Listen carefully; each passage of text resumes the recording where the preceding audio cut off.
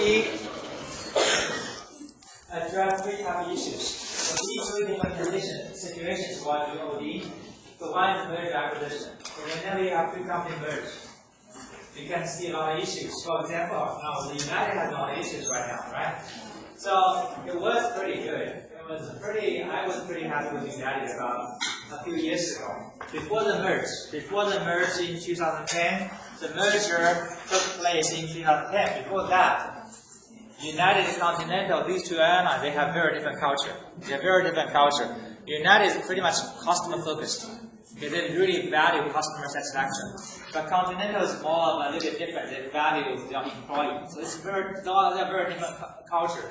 So you can imagine when the two airlines merge, they have a lot of issues. United employees may hate Continental employees. Continental employees may hate United employees. So you have to use some kind of, like for example, OD, to address these kind of issues. You know, Toyota is moving away, right? Toyota has a headquarters in Southern California, but they are moving away to Texas. So in North America, Toyota have two headquarters. One is in California, one is in Kentucky. So now they try to merge into one headquarters. So originally they were thinking about which location to pick. Do you want to move everybody to California, or do you want to move everybody to Kentucky? So they had a lot of debate and discussion. So the issue is if you're moving everybody to California, the Kentucky people will not be happy. Then the California culture will dominate the company culture. If you're moving everybody from California to Kentucky, California people will not be happy. And then the Kentucky culture will dominate the company culture. So eventually the final solution, they decide to move to a different location. So moving everybody to Texas. Okay? Pick a middle ground. So talking about merger acquisition, you can have a lot of issues. The second is talking about organization decline, revitalization. So this kind of situation, you can have an organization development. The last one, conflict management. When your organization have a lot of conflict, a lot of fighting going on, so you could use OD and address all these issues. So for example, we had a department before. In this department, they had a lot of issues. People hate each other. They always fight. They tend to disagree on a lot of issues, right? So this is when you see a lot of conflict going on, a lot of fighting going on, you may want to use that OD to address these issues to smooth the transition. So OD can address, so organizational development can address three issues. They include merger acquisition, conflict management, as well as what is the last one? So OD can address three different issues from the previous slide.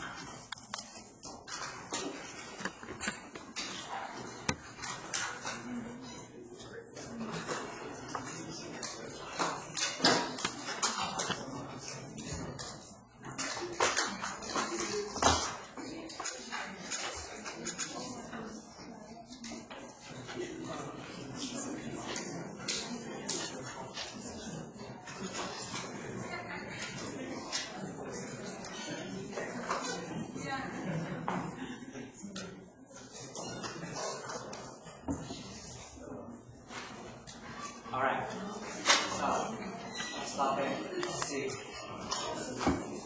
Most people are right. I need organizational decline and revitalization. This is something just from the previous slide. So what kind of activities we can do for organizational development? So the easy one is team building activities. Team building. Okay. Use sports, for example. And sports, some social events. Team building activities. It's a small scale. Okay, it's pretty easy to do, pretty common. Second one, you can do feedback. Ask for feedback. Do questionnaire. Okay, ask your employee what they think about organization. What kind of problem you experience, right? So you can do feedback. Questionnaire. The last one is more large scale. The last one can take a lot of effort. The last one is large group innovation. That means you are bringing everybody together. So bring everybody together. Can be 100 people together. And for workshop training, you can hold a workshop training that can last for multiple days. Okay, so it's a very large scale, a lot of issues. So a large group innovation approach brings together participants from all parts of the organization to discuss problems and opportunities planned for the future. So OD steps are three different steps. One is called on-freezing. On-freezing basically means make people aware of the problem. So make people aware of the problem. And then called changing people behavior. So you did you experiment with new behavior and then learn new skills to be used in the workplace. The last one, retweets, giving awards. Okay, award those who are individuals apply new attitude values and are rewarded for them by the organization. So these are the 3 steps it takes to do organizational development. So how do we implement it? There are multiple tools. So first of all, it's called create a sense of urgency. So basically, you have to make everybody understand why we want to do this. Okay, why we want to do this? Why do we want to do change? So here we're talking about people change, culture change. People change, culture change is very difficult. Most people are against it. Right? Most people are against it. So the first thing you can do is create a sense of urgency. Tell people why we have to do it. Okay, why it's urgent. If we don't do it, our organization will die. Right? So these kind of things. So, for example, last time I told you that Cal State Long Beach in general is not very competitive. Faculty, the culture here, okay? The culture is not very competitive. People value relationship. The faculty value relationship. They don't want to be competitive. They don't want to compete against each other. Because if you want to have a very competitive culture, that means you will cause a lot of violence. So in general, the culture is like this. People value equity. And here, people value equity. And it's not very competitive. That's why we don't have awards. It's a bad thing we don't have awards. We don't have a pay raise a lot. Typically, if we do have a pay raise, it applies to everybody. So we value equity, we don't value competitiveness. So let's say if you want to change the culture, it will be very difficult. It will be very difficult. People are used to it. Okay? People are used to it. So if you want to implement change, you have to make sure everybody understands why we want to do something different. That creates a sense of urgency. If you can tell people, if we don't do this, then Fullerton is going to take out all our students, right?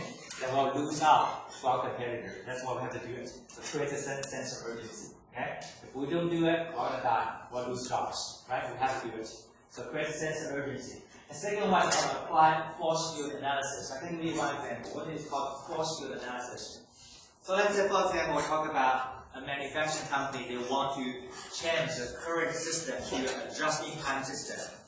So you can see if you want to switch from the current system to just-in-time system, which is new. A lot of people, I can imagine a lot of people will be against it. As I said, people don't like change. Okay?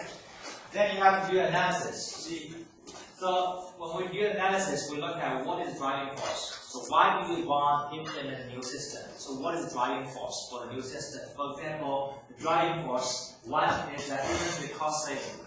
So by implementing a new system, we can save inventory costs. So this is the driving force. That's why we want to do the change. Second driving force is fewer workers. So we can hire fewer people. We can save labor costs from a company perspective. The last one is a multi-competitive multi-response. So it also can generate more customers. So that is the driving force. Right? That's good. That's why we want to do it. On the other hand, why people are against it? We have to look at the other side. Restraining force. Restraining force. Why people are against it? People are against it for different reasons. First of all, freight system. People may say we don't have the right freight system to support just-in-time systems. We don't have the right system, so why do we want to do it? Second is facility layout. So our current facility layout is not appropriate for just-in-time systems. So this is why people are against it. Other people may say worker skills. People are not trained to do the work. Just-in-time system is very complicated. People don't know how to do it. That's why they don't like it. Okay? So this is the restraining force. Last one could be union resistance. Union may say, okay, you cannot do it. Because if you do it, we're going to lose jobs. If we lose jobs, and some people lose the jobs, right? It's not good. The union always want to protect workers. So these are the reasons. So if you really, really want to implement a change, you have to understand what are the main reasons why people are against it. Then you try to remove all these reasons. So first of all, look at the freight system. People say, we don't have a freight system available. So maybe you can propose something to use trucks. It's more very flexible. It's a perfect system to implement just in time. Then, in addition to that, the second one is that facility layout. We don't have the right facility layout. You can say we can add more docks. Okay, and make it appropriate. The next one is called worker skills. People say workers do not have the skills to implement that. Just-in-time system, you can say we can have the training programs. Offer more training programs to train people to be able to use all these different systems. The last one is union. How do you convince union? Not how do you convince union. You have to say, I don't want to fire people. Instead, I can train people, reassign people to different positions. We still keep all the people, but relocate people to different positions, right? So by removing all these restraining forces, eventually you can see the driving force becomes stronger. Eventually you will be able to implement. So in order to implement something new, you really have to understand why are the reasons people are against it, and try to remove all these different restraining forces. The last one is some implementation tactics. Okay, so how do we implement? First one is the top manager support. Every time you do something major, make sure you have to get support from top manager. Otherwise, it's very hard. So our department management, last semester we're trying to change our name. Currently it's called department management, but it's not inclusive. We want to have more than manager majors. We have 3 majors. So we're thinking about changing different name, include more majors in the title. And this could happen in many other universities. So we discussed and we approved it, but the dean said no. The dean said no, he didn't like it. That's why we couldn't do it. So every time you do something major, you have to make sure you get the support from top managers. Otherwise, you cannot do it. Second is talking about communication. You want to make sure you want to communicate the information to everybody.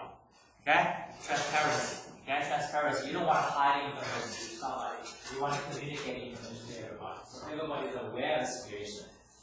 And also participation. Make sure everybody get involved. And participation. If you want to make a decision, make sure you let everybody give some input. Right? Participation. Everybody has an opportunity to participate, to make decisions. Right? This will make the implementation easier. Next one is negotiation. You can imagine every time you do something different, it's going to benefit some people, and at the same time it's going to hurt someone else.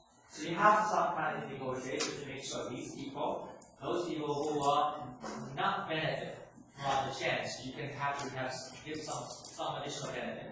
Have some kind of negotiation, make sure these people are happy, right? Because every time you do change, it's not going to benefit everybody. Okay, it's going to affect certain people. So you want to make sure these people are happy. Last one is cohesion. The last one is not something we recommend. Okay, so last one we do it only if none of the above works. If none of the above works, then we go to the last one. Cohesion is not a good strategy. We don't typically do it. Okay, only if none of the above work, then we go to the last one. Cohesion typically means semantics that we have to do it. Then you can imagine people will not be happy. People will not be happy. So typically we don't do the last one unless none of the above works. So these are the common implementation practices for implementing changes. So this is the last slide for the chapter 11. Now we have to move to the new chapter, chapter 14. Understanding behavior. Understanding behavior. So as a manager, you have to understand that behavior of your subordinates. At the same time, you also have to understand behavior yourself. Okay. So these are the topics we're going to cover. We're going to cover the majority of it. And we may have a new slide left that we'll do next week. First thing is about self-confidence. Self-confidence. First question we ask ourselves, are you self-confident? Are you self-confident, right? This is a very important feature of good management. If you're not self-confident, right, then it's hard to play a leadership role. Okay? So self-confidence is very important characteristics for good manager. So I have already graduated from college almost 20 years. So now I look back, look at my classmates. So in my college, we were a cohort system. So we had 32 students. We always take class together. Okay? 32 students. So I look at now what students, what I'm doing right now, right? I'm doing here, I'm a professor here. Most of my classmates, I think they are more successful in terms of careers. A lot of them are managing big companies. They are playing very important roles. A lot of them are becoming high-ranked government officials. They have a lot of powers to control. They are more, I would say, in my opinion, they are more successful in terms of career-wise. So, but in terms of academic performance, I was actually the top performer. In my college, I was a top performer. I was top 5, top 10%. Top 5 performer in my class. But academic performance versus your future career is not, there's no strong correlation. There's no strong correlation. One thing I'm thinking about is one is self-confidence. Are you self-confident? I don't think I'm very self-confident. I'm okay, I'm not terrible. But not very, not terrible, not very self-confident. Okay? Self-confident means you always believe yourself, right? So always willing to go beyond your comfort zone and do something different. Willing to take a risk, right? Willing to take a risk. I'm not willing to take a risk. So I will never start my own company. That's what I'm teaching here. I would like a secure job. Right? I like a secure job. I don't want to work for a company. I don't want to work for Snapchat. Otherwise I'll be very rich, right? I might be very rich. But I don't want to do that. I want a secure job. Faculty is a secure job. I don't want to go beyond my comfort zone. So I'm not very confident. That's why I can get a decent job, but it's very hard to go first. Let's go further. A lot of my classmates are very confident. They know what they want, and they're willing to put effort to achieve it. So they become more successful. Okay? Self-confidence is very important. So I have two different terminologies. One is called self-efficacy. So what is self-efficacy? Self-efficacy is an individual's strong belief that he or she can accomplish a specific task or outcome successful. This is called self-efficacy. Okay? So can you do well on last weekend? Some people say yes, some people say I'm not sure.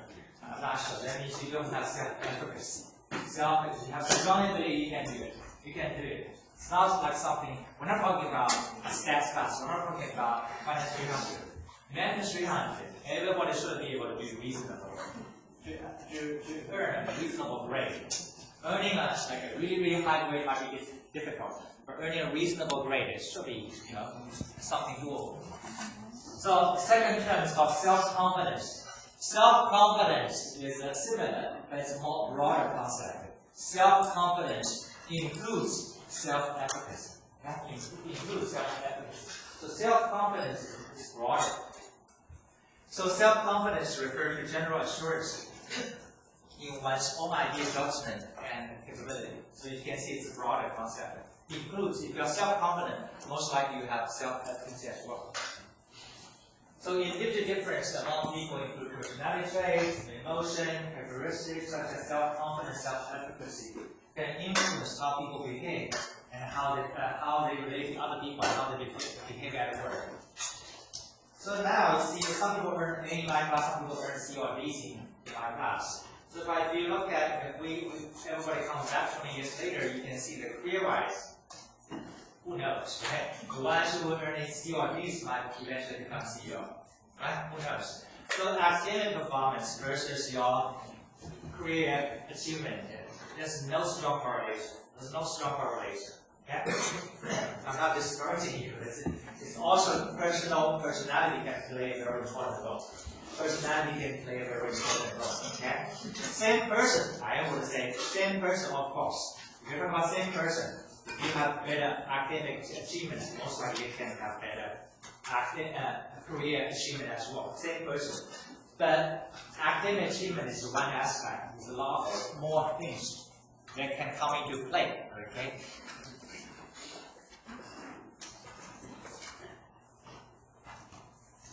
The first one is understanding yourself.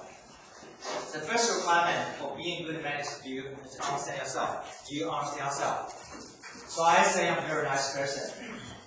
You may not agree, right? Some people say, no, that's not right. You're very mean, very intimidating, right?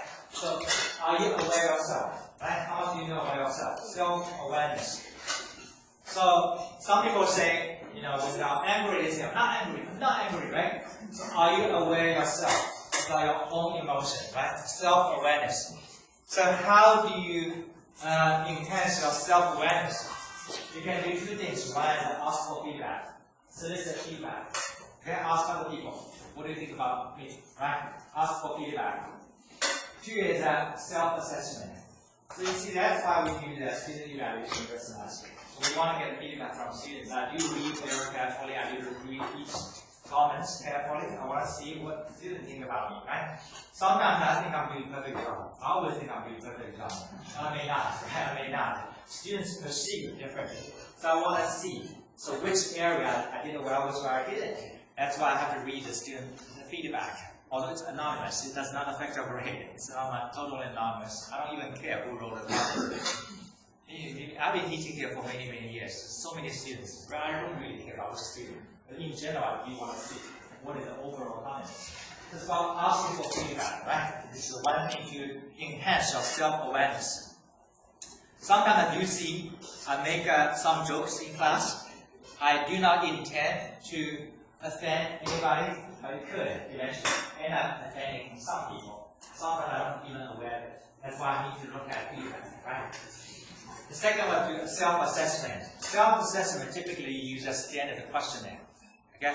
Instrument, standard questionnaire. Could be 50 questions, you answer all these questions, they will tell you, okay, they will hear some conclusions. Okay? So do self-assessment by filling all these questionnaires, or ask for feedback. This is talking about self-awareness. The next one is talking about job satisfaction.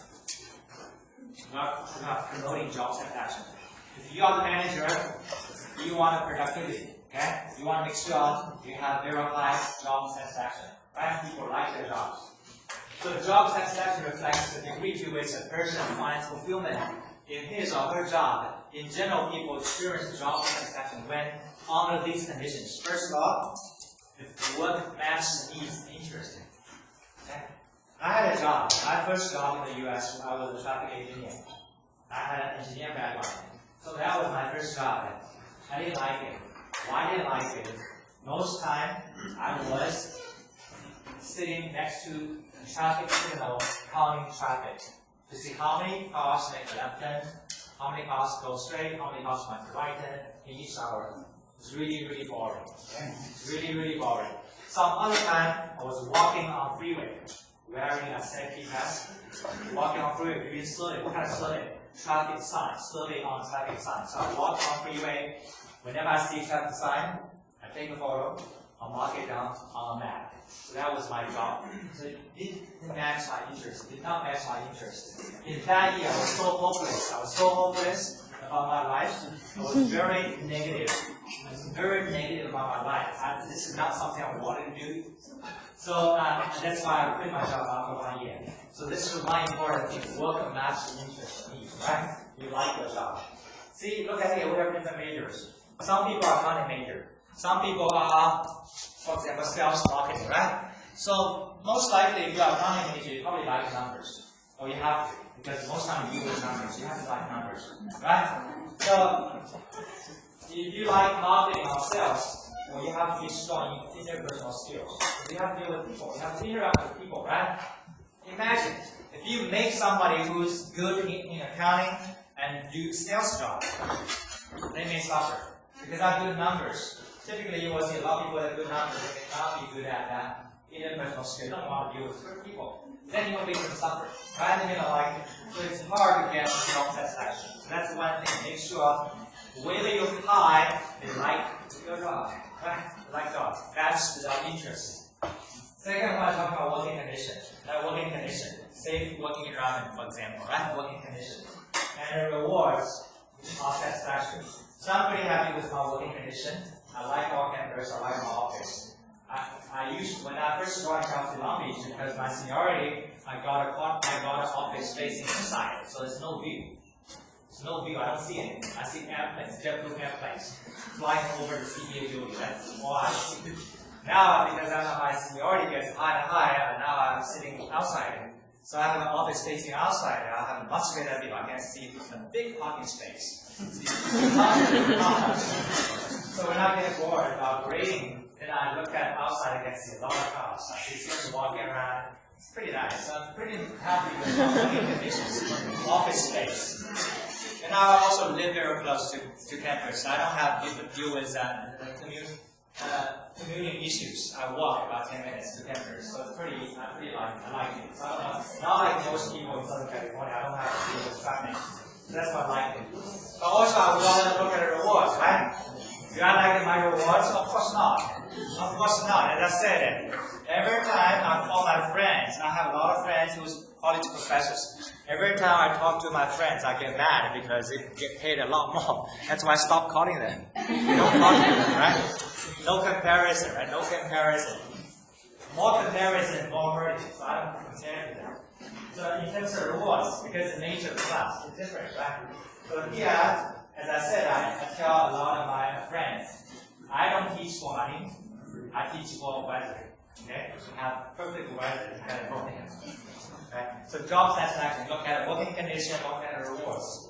But for most companies, rewards is very important.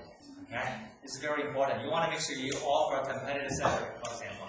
Right? Competitive salary and a good opportunity to promote it. Right? These things people do value. And also, do they like their co-workers, right? I have pretty good co-workers, I'm pretty happy. So we have a lot of assistant professors. Most people just graduate from PhD programs, so we have a lot of common language. So I'm pretty happy with my co-workers. That's one. Next, the last one, that you have positive relationship with your supervisor. That's the most important thing, right? If your boss always hates you, of course you're not happy. So these are the things that determine whether or not people have their job satisfaction. So we would imagine job satisfaction kind of relates to job performance, right? This is our expectation. But research shows it's actually not. It's not always the case. It's not always the case. It actually depends on the nature of the job. In certain jobs, for example, you talk about some routine jobs, okay? Some standardized jobs. You're talking about fast food restaurant, part-time, some people work for part-time. Those people, because they're doing a very standard job. So whether or not they're happy compared to their performance, that's very little correlation. Happy, not happy, you do the same thing. You're repeating jobs, right? It's very repeating, repetitive. So it doesn't really affect their performance. But some other jobs, when the person have a lot of controls, for example, when the person have a lot of control over their job, then job satisfaction can have a strong correlation with their performance, right? Talk about research, for example. So research is the case, right? Research is people have a lot of control. And teaching, I would say, teaching is a job, I have a lot of control. I can do things very differently. I can spend very little time. I can come to the classroom, not prepared, make you guys make a presentation. And I have to sit here and give you some comments. I can do that, right? I can do that. Fair. Or I can do a lot of things to prepare the material, try to engage students, offer activities that relate to the topic, talk about examples. I can do a lot of things, right? If I can spend 1 hour each week, I can also spend 40 hours each week, right? I have a lot of controls. So my job satisfaction affects my job performance. If I'm happy, I'm willing to put more time. If I'm not happy, then I will be lazy. That's okay. So you can see right now I'm still pretty happy, reasonably happy, so I'm still willing to put some effort in teaching. So this is called job satisfaction and job performance. Next one is called job satisfaction and trust. Trust. So do you trust your organization or do you trust your manager?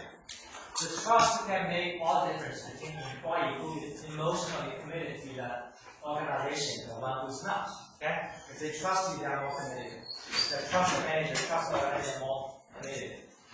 So organizational commitment refers to employees' loyalty to and engagement with the organization. Okay? Commitment. In general, do you think in America, in the US, do you think employees are committed? Yes or no? In general? Probably not, right? My feeling is probably not. At least compared to other countries, probably not very committed. If you look at your career paths, most people's career paths, people jump around, at least in the first 5-10 years. Jump around. Why do you jump around? You're looking for better opportunities. Right? Nobody's really committed to the organization. So everybody's trying to search for the best opportunity. Right? Better pay, better location, better positions, right? They're looking for better opportunities. So you barely see anybody who's really committed. Okay? Who wants to stay there forever. It barely happens. Everybody's looking for the best opportunity. You look at the college business school, look at dean, okay? The business school dean. In general, they're not very committed. Why? In general, average-wise, the dean will stay at the position for about 5 to 7 years. And they will move on to somewhere else, get a better position, become president somewhere else. Or you get a dean's position somewhere else and get a high pay. So that's what happened. See, nobody really has a lot of commitment. It's a culture like this. Okay? It's a very free culture. So everybody's looking for the best opportunity. But if you go to Japan, Japan's a little bit different. On other stream, Japan upstream. In Japan, I'm not sure about the new generation, but at least in the past, people are very committed. For a lot of people, your first job is actually a lifetime job. So you find a job, be committed. Because companies don't easily fire people. They don't easily lay off people. Okay? They are a group. If they are suffering from financial problems, everybody will try to cut down the pay, for example. They try to take care of each other. Okay? So everybody feel part of the organization. So that's why people typically are more committed. It also relates to their culture. So people are more committed than here. And here, nobody's really committed. So surveys results show a low level of trust in management, which is an essential component for success in today's environment. So managers can promote trust by being more open. That means you want to share information, you don't want to hide information. Be honest in their business dealings and keeping employees informed. So always let them know what's going on. And giving them a say in decisions. So whenever you make a major decision, make sure you get some input from an employee. These are the things you can do to promote trust within your organization. Providing necessary training and other resources that enable them to succeed is also important. So some managers don't want to train my employee. Why? If they become too strong, then eventually they will take over my position, right? Some people have these concerns. This is not good. Yeah, this is not good. So, and also treating them fairly and offering rewards that is valid. And rewards oftentimes from a salary enhancement. But most organizations, you can see that you have it. Okay? A lot of companies, very competitive. You have annual review, and you will get a pay raise every year based on performance. But it's also very political. Oftentimes it costs a lot of money, right? A lot of money. Because there's no standard. It's hard to come up with a standard. When I worked for an engineering company, although I didn't like the nature of the job, but I did get a pay raise in the middle of the year. After 6 months, I got 5% raise. It's better than I got a year. But my base was very low.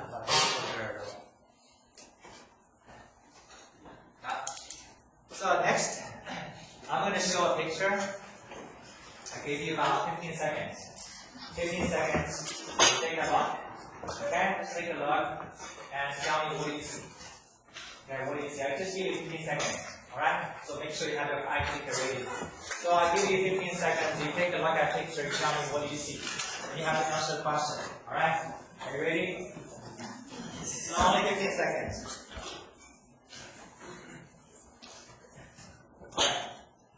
So don't discuss, okay, don't discuss, just take a look at it and tell me what you see.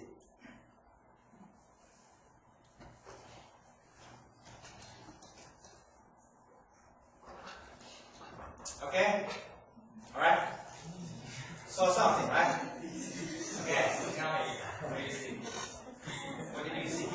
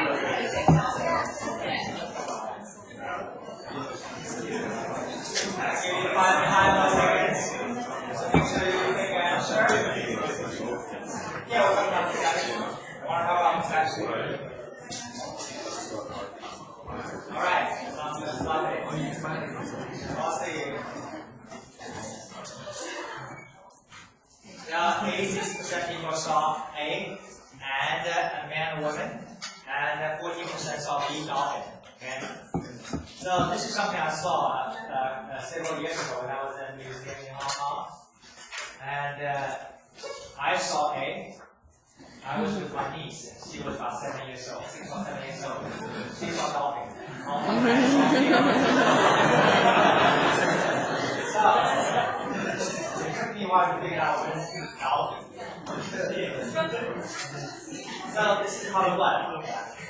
This is called perception. And perception. So first of all, I'm going to go back. For those who only saw A's, you can think about what elements.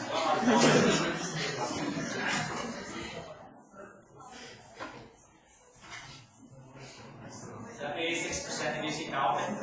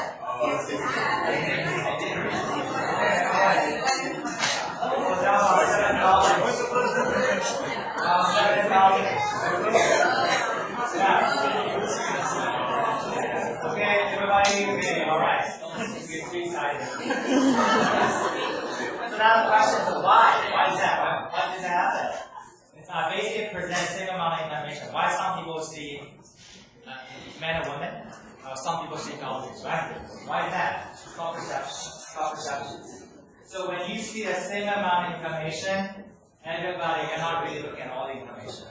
Just selecting all the information process. That's why the consequence is different, outcome is different. You cannot really look at everything, you look at some information. Okay, you only look at certain information, not all the information.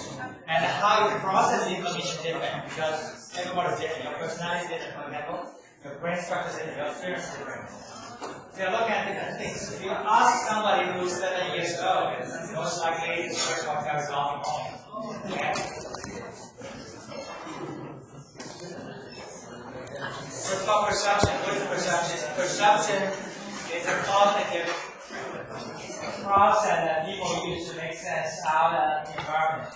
By selecting. You're not really looking at all the information, you're selecting information. You're selecting information and organize it. So how you organize the information different, everybody different. And how you interpret it different. So this is called perception. Okay, called perception. So because of the individual difference in personalities, values, interests, so forth, everything including spirits, right? That's why you see the children typically don't see men or women. They all more likely see dolphins based on spirits. And your interests. People often see the same thing in different ways. We call that perception. Right? So most difference in perception among people at work are related to how they select organized senses data. Everybody will interpret different. So that's why you see how I teach class. I teach class exactly the same way. Some people say it's very interesting class. Some people say it's very boring. Okay, it's very boring. It's tedious. So you can see everybody interpret differently. So I gave the same exam. Some people say it's an easy exam. Some people say it's very challenging. It's not easy, right? So I give exam. I try to follow study guide, design exam question. Some people say, the exam is well connected with that study guide. Some people say no. It's not different. It's not the same. It's very different. I make a joke, right? Sometimes I make a joke. I make a joke. Some people say it's funny. Some people say it's very offensive, right? Depends on how you interpret the joke. What type of information I'm looking at. When I make a joke, I will speak all the words, right? Some people look at all the words, some people focus on one word only. Right? This word can be sensitive, right? If you only focus on one word, which could be sensitive, then you will feel it's very offensive, right? So that's why I see when I make jokes, it's very risky to make a joke because you never know when you're going to offend some people. Because perception is different. Perception is different. There's one time when I was teaching class, I was talking about a specific problem. So nobody was willing to answer the question, so I was surprised because I think it was not a very difficult question. I think people were shy. And I think people were shy, and nobody wants to answer the question, people were shy. So I say, come on, it's not a very difficult question. Yeah, I want somebody to help me solve it. I didn't see it was a problem, okay? At least when I see it, I don't see a problem. But later I realized it becomes a problem for some people. When I say this is not difficult, This can be offensive to some people because some people may feel it's very difficult. When you say it's not difficult, they feel it's offensive.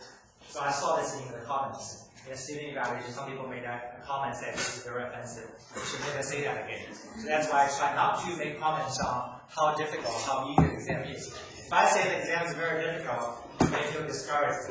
But if I say the exam is very easy, you may feel offensive, right? So I try not to make any comments about the same questions.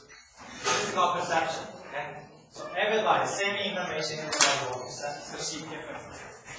So perception distortion errors in perceptual development that arise from inaccuracy in any part of perception process. So everybody will make some mistakes. So everybody tends to make some mistakes. We call perception distortion. There are two common mistakes. One is called stereotyping. Stereotyping.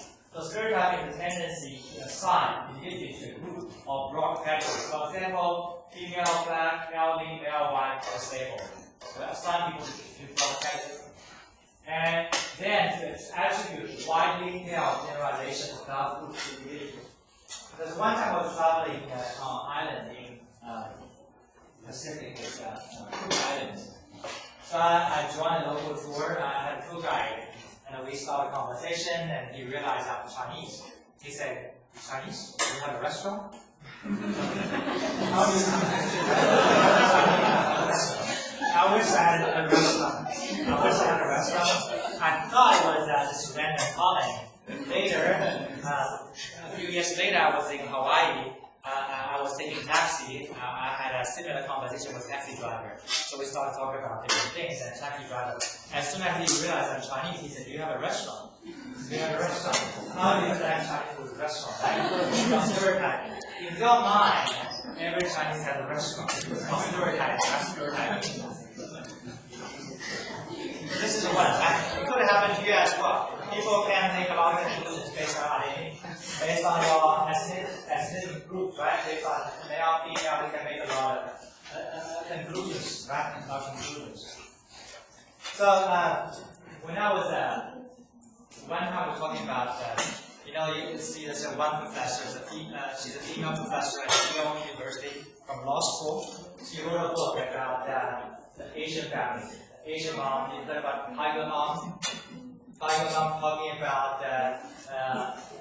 especially Asian moms, they're trying to push the stats, make the kids very successful. At least I think they make them go to different after-school classes, right? Do a lot of things to be successful in class. So that kind of creates a stereotyping. So every time people talk about Asian, maybe think about the mom is like that. The mom is like always push you to do the best you can, right? So then we talk about this. So one time I talk about this with a professor. He asked me, "Is your mom like that?" I say, "My mom's not like that. My parents never wanted me to go to school. I'm not go to school. Never wanted me to go to college. My parents was not very happy because I ended up going to college.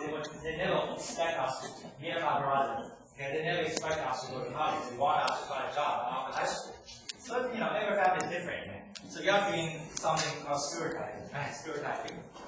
And also in my childhood, my mom was not, she never wanted to perform well in class. She just wanted me to do some, to learn some skills to be able to survive in the future. So most of my summertime, I never went to any after school classes. Most of my summertime was helping my mom to earn some extra money. So what I did in summertime was, the watermelon seeds. Of course, you go to Costco, you buy watermelon, there's no seeds, right? But in general, they have seeds, but like little tiny black seeds. The little tiny meat inside. The meat, inside meat, can be used for snacks. You can do snacks, they can do a lot of things. So most of the time, my summertime, I'm spending summertime, what I do is use a hammer. I use a hammer to crack the seed and take the meat out. I do 3 kilograms every day. That's a lot, you can imagine. That's a lot. That's a lot of work. It's very tedious, very repetitive, So that was my summer activity. So that's why I say stereotyping, right? People will make conclusions about because you're identity. I applied to the PhD program twice. The first time I applied to the PhD program, I got denied. So my application was not approved. So then the professor who's leading the admission process, who had a conversation with me, He said, you had an excellent record. We like your record. We didn't give you admission because you're Chinese. So in the past, we had some students who's Chinese were not able to get a job. In the PhD program, we really want to make sure whoever came into the program will eventually become professor. So we think the chance you'll become professor is very small because you're Chinese. So that's why he denied my application. This is also stereotyping, right? Based on your identity, he's making some kind of conclusions. So I tried second time he was not on the committee, so I was able to get admission. Then what's funny is that 3 years later, as a PhD student, I had a PhD class. That's the requirement. So every PhD student had a PhD class before you graduate. So I taught the class with the same professor. Same class, different sessions. I was teaching one, she was teaching another one. So we're teaching the same class, in the same semester, 2 different sessions. I won the top 15 teaching award. He didn't. So I didn't tell him. But I would say stereotyping is wrong, right? Stereotype. You cannot stereotype. You cannot make conclusions based on certain identity. So this is all stereotyping. Next one is called halo effect. So what is a halo effect? Halo effect is occurs when the perceiver develops overall impression about a person or situation based on one attribute. And one attribute. For example, Yana, she's always in the first row. So I say based on this, based on the fact that she's always here sitting in the first row, I say she's a good student. Okay, I make conclusions. I make a lot of conclusions. She's a good student. She's very hardworking. Okay, she's a top performer. Okay, I make a lot of conclusions about her because she's sitting in the first row. If somebody cheated in my class, I say it cannot be Yana. It could be anybody else, but not Yana. Why? Because she's the one who's in the first row. So this is about one. Because halo effect. Because you're good in one aspect, I try to imply to every other aspect. I can make generalizations. I say you're good in this, right? So this is common mistake people may make as a manager. So sometimes you see somebody who always work overtime. So you have one employee who always works overtime. So you have a good impression. This is a good person. Work really, really hard, right?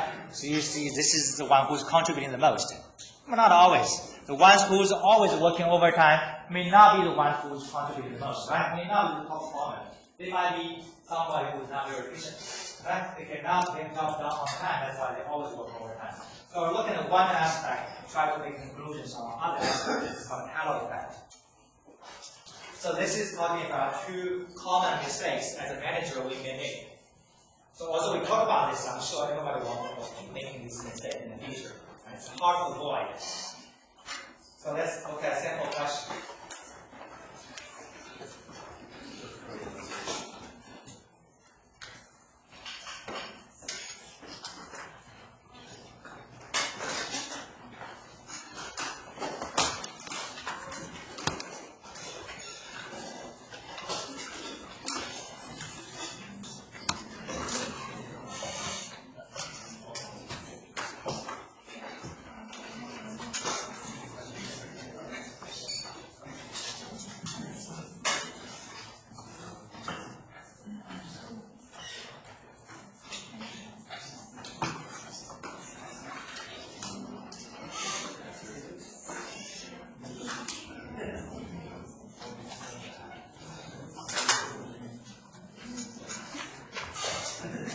Okay, 5 more seconds.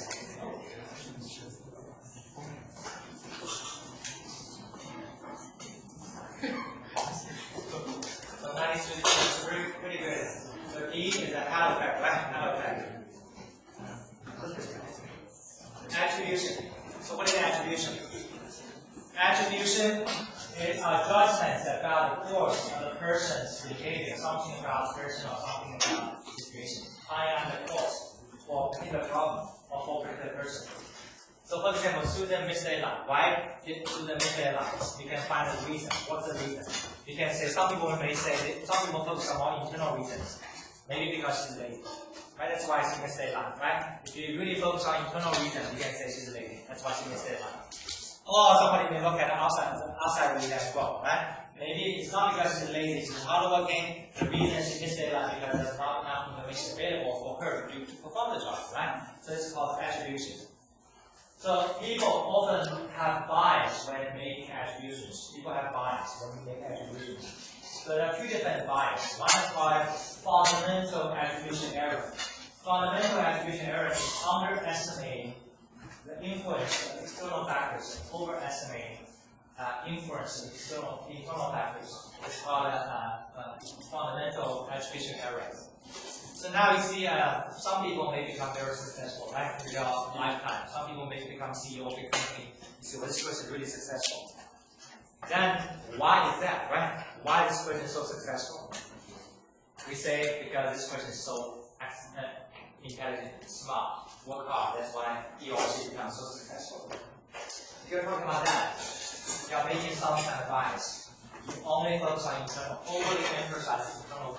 So your reason, you are saying because this person is smart, working hard, that's why he or she becomes successful. You are skipping a lot of outside reasons. People become successful. Of course, they have to work hard, have to be smart. There are other reasons, opportunities, for example, right? Opportunities. Not everybody has opportunities, right? Opportunities can play a very important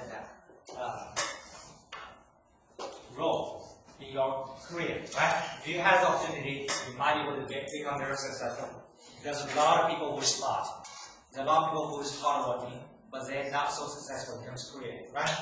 Outside force can also be very important. So when you try to integrate, you overly emphasize internal factors. You are making some kind of bias. It's called fundamental attribution error. Second one is called self-serving bias. Self-serving bias, pretty straightforward. For example, I teach class, right? I teach class. See, if you do well, let's say the class average 90%. I say, see, I did a good job. Why? See, because I did a good job, that's why you perform better. I did an excellent job, that's why you perform better. So every something good happens, I say it's my credit. I take credit for myself. When you perform poorly, when the class performs poorly, say it's only 50%. The class average 50%, say, see, students are lazy. That's why they perform poorly. This is called what? Self-serving bias. Not self-serving bias. I'm saying self-serving bias. Same thing could apply to students, right? When you perform well, you say, because I work hard. I work so hard, I deserve a good grade, right? That's your credit. If you don't do well, say it's because the professor is truly terrible, not doing a good job. That's why I do poorly. This is called self-serving bias. So when things go well, you say it's your credit. When things don't go well, you blame other people. Self-serving bias. So look at a sample question.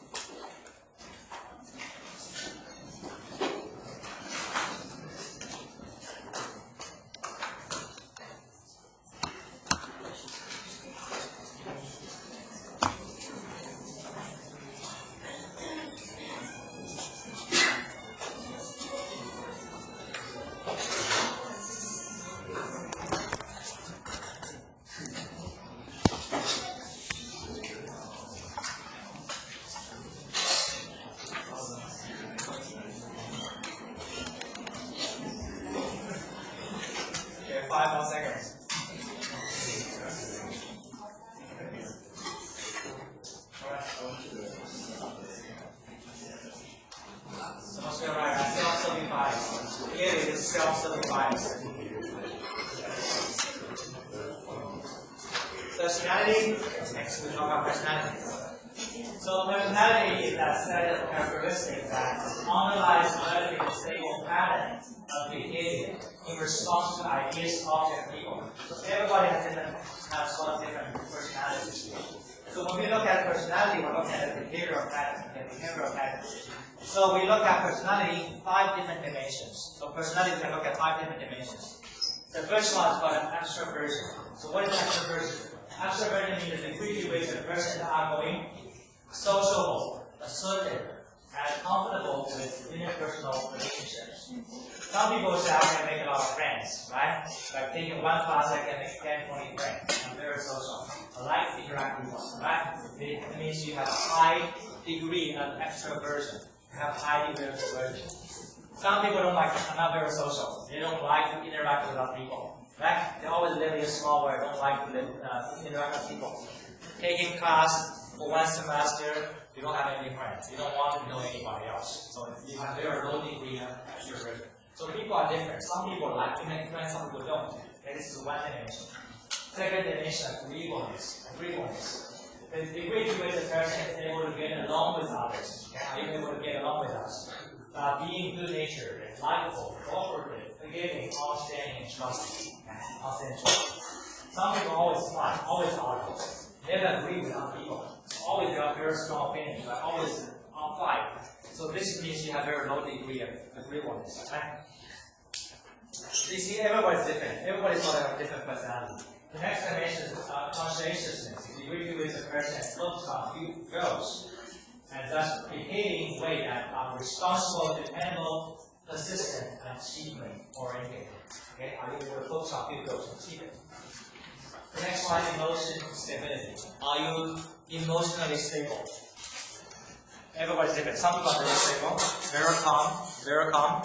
Others, can fluctuate, right? Some people, you can see people are very happy, and next moment become very angry, right? Emotionally, are you stable? Now, this is a very important feature for managers. Managers, I would say, for good managers, should be emotional stable. If your emotion always change dramatically, it's hard to lead a team. It's hard to lead a team. VC manager always fun. How do you lead a team, right? So you have to be emotional stable, make sure. So this is the next dimension. Emotional stable. So last one about openness to experience. Are you open to new experience? Outside world. A degree to which a person has a broad range of interests and is imaginative, creative, artistically sensitive, and willing to consider new ideas. Are you open to new ideas? Open to other words? So this is another, this last dimension. Some people not, some people are. I had a student, and a lot of students have such issues, particularly for those who were born and raised in California. For those who were born and raised in California, a lot of people don't feel comfortable moving to other states.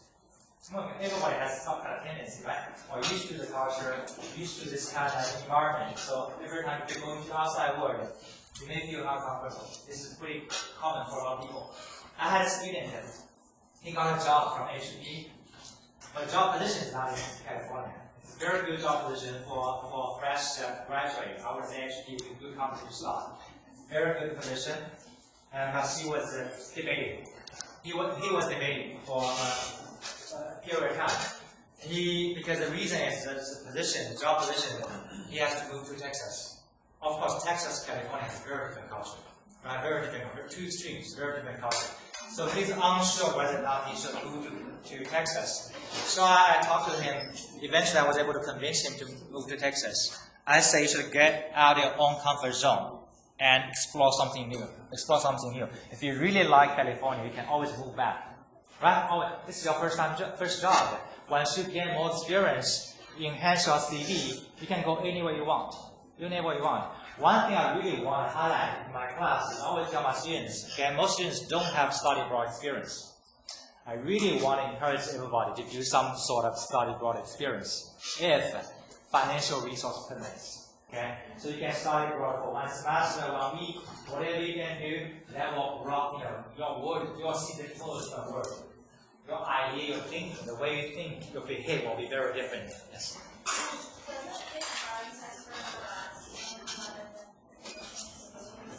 Can you say?